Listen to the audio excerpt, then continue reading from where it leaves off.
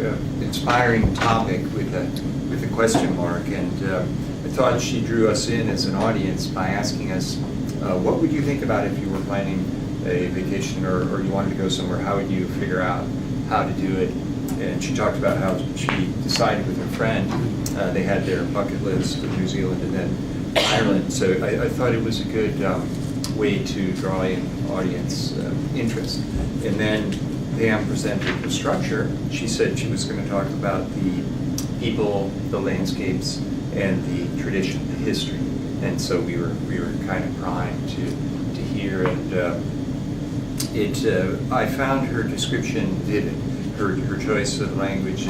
It brought it alive to me. The joy of the people going in with their families to the pubs, and enjoying the traditions of their country with the singing and the landscape.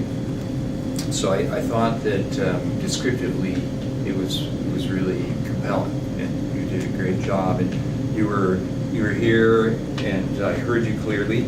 So I thought your volume was right on, and you were engaging the audience and looking around at the different members of our club. So, and then you also spoke with you had some hand gestures, and your body language was positive. So you had a nice speech that you pulled out of your pocket. I might say you put it together in about 2 minutes. So I think you achieved what we all strive for, which is one of those hardest things, which is to speak on an impromptu basis in a way that appears polished. So I think you pulled it off admirably. A couple of minor things for improvement that you might want to consider. I noticed you looking at your notes a couple times, and I don't think you needed to.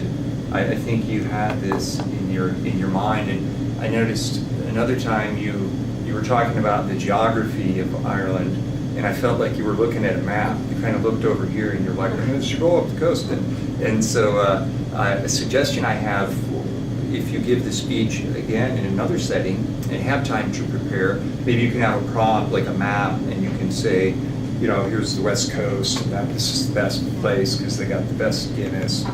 People are even more fun than in the other parts. So I thought that was great.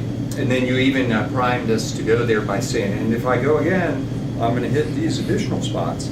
So I thought that was a great way to close your speech. In conclusion, great job. Do it again sometime.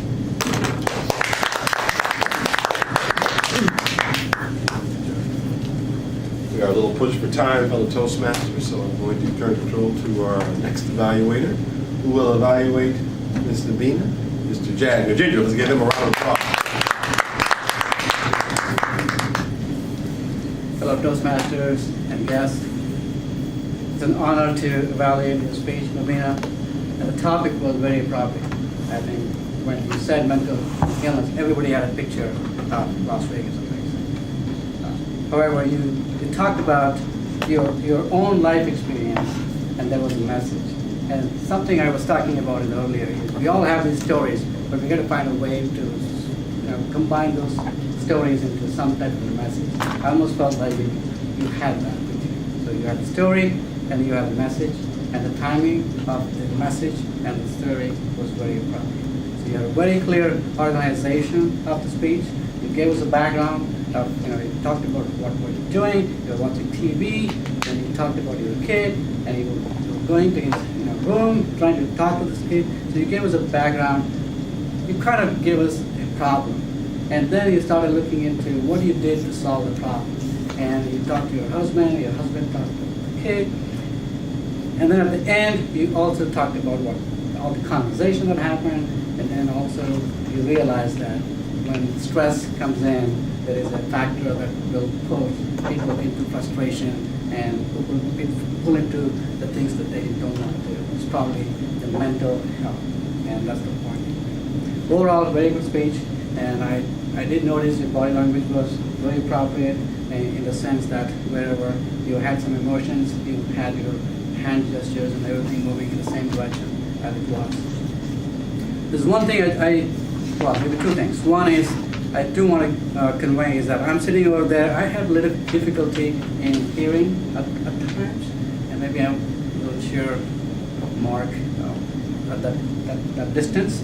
So for last week, I was talking about what I learned from talking to one of my friend is that when we speak to the last person on the table, and that way we know that volume gets adjusted. It's something to consider. And other detail, I thought, I couldn't figure out how old is your son, or how young is your son. So I was trying to picture myself. So is it a 3-year-old? Is it in high school? So what kind of strategies you're using as parents? So I couldn't locate that information on the speech. So maybe it's some details to fill in. So overall, I think the structure was good, organization was good, and I think there was a clear message, and the story was very clear. Congratulations. Good speech.